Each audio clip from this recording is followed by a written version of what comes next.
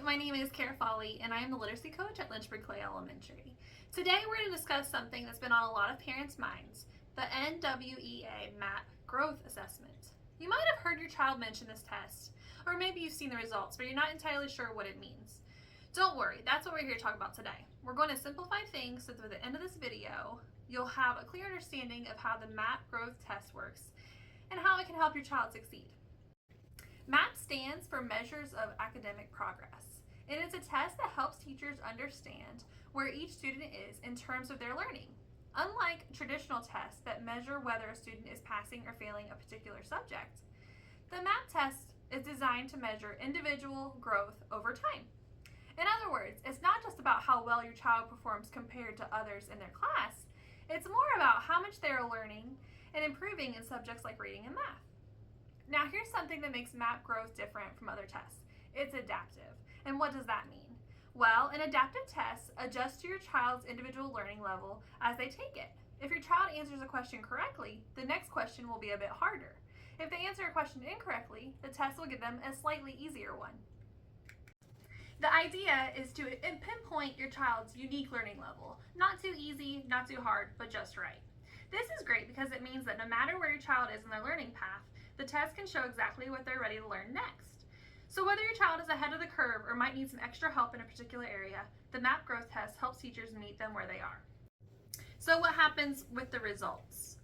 After your child takes the test, the results are usually shared with you and your child's teacher. One of the key pieces of information you'll see is something called a RIT score. Now, don't let the name confuse you. RIT is just a way of measuring your child's academic skill level, like how we might use a ruler to measure height. The higher the RIT score, the more advanced your child is in that subject. These scores aren't about passing or failing. Instead, they show where your child is in their own learning journey. The RIT score also helps teachers plan lessons that they are right at your child's learning level, so they can be challenged but not overwhelmed. Here's another important point. The MAP growth is given multiple times a year, usually in the fall, winter, and spring. This allows teachers and parents to track progress over time.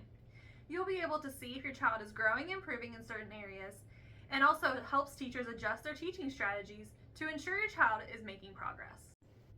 But remember, it is just one tool. The MAP growth test gives us valuable insights, but it's used alongside other things like classroom performance, homework, and teacher observations to get a full picture of how your child is doing.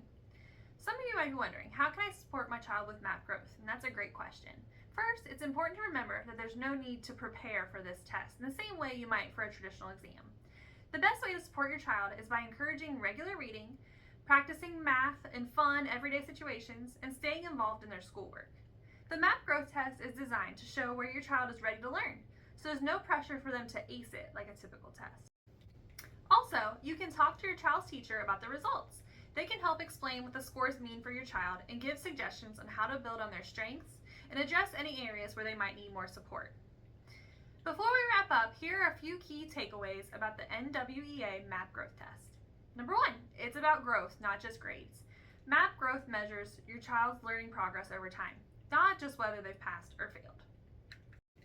Number two, it's adaptive. The test adjusts to your child's learning level, making sure they are challenged but not frustrated. Number three, RIT scores. These show where your child is on their academic journey and help teachers tailor instruction to their needs. Number four, it's given throughout the year, so teachers and parents can track progress and make adjustments as needed. And number five, there's no need to stress. Encourage your child to do their best, but there's no need for intense preparation. I hope this discussion about the NWEA MAP growth assessment helped you feel more confident in understanding how it supports your child's learning. Remember, every child grows at their own pace.